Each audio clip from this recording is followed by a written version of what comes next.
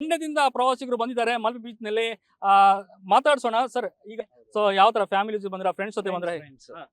Friends ಜೊತೆ ಬಂದು so ಇದೆಲ್ಲ ಕ್ಲೋಸ್ ಆಗ್ಬಿಟ್ಟಿದೆ. ಸೊ ಯಾವ್ದು ಎಂಜಾಯ್ಮೆಂಟ್ ಇಲ್ಲ, ಬಂದಿದ್ದು ವೇಸ್ಟ್ ಆಗ್ಬಿಟ್ಟಿದೆ. ತುಂಬಾ ಹತಾಶೆ ಆಗ್ಬಿಟ್ಟಿವಿ. ಅಲ್ಲಿಂದ ಬಂದ್ವೋ ಏನೋ ಬೀಚಲ್ಲಿ ಆಟ ಆಡೋದ ಅನ್ಕೊಂಡು ಬಟ್ ಸಫರ್ ಆಗ್ತಾ ಇದೆ.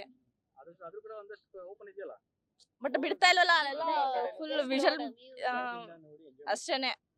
ಬಟ್ ಏನ್ ಮಾಡಂಗಿಲ್ಲ, ನಮ್ ಸೇಫ್ಟಿಗೋಸ್ಕರ ತಾನೇ ಇವರು ಕ್ಲೋಸ್ ಮಾಡಿರೋದು. ಅದಕ್ಕೋಸ್ಕರ ನಾವು ನೋಡ್ಕೊಂಡು ಓಕೆ ನೆಕ್ಸ್ಟ್ ಟೈಮ್ ಮಾನ್ಸೂನ್ ಮುಗಿದ್ಮೇಲೆ ಬಂದು ಹೋಗ್ಬೇಕು. ಬೀಚ್ ಆಕ್ಚುಲಿ ಚೆನ್ನಾಗಿದೆ, ಬಂದಿದೀವಿ ಆಲ್ರೆಡಿ 2-3 ಸಲಿ. ಸೊ ಈ ಸರಿ ಟೈಮ್ ಮಿಸ್ ಮಾಡ್ಕೊಂಡು ನೋಡ್ಕೊಂಡ್ ಬರ್ಬೇಕಿತ್ತು.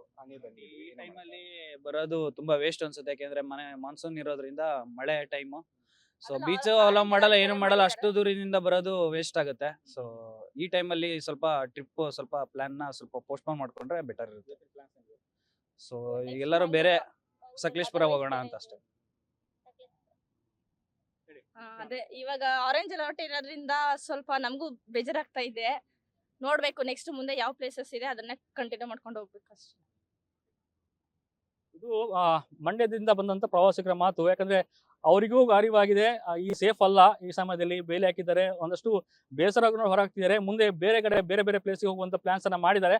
ಸದ್ಯಕ್ಕೆ ಇಂತಹ ಒಂದು ಅರಿವು ಎಲ್ಲ ಪ್ರವಾಸಿಗರಿಗೆ ಬರಲಿ ಅನ್ನುವಂಥದ್ದು ನ್ಯೂಸ್ ಫಸ್ಟ್ ಆಶಯ. ಪರೀಕ್ಷಿತ್ ಶೇಟ್, ನ್ಯೂಸ್ ಫಸ್ಟ್ ಉಡುಪಿ.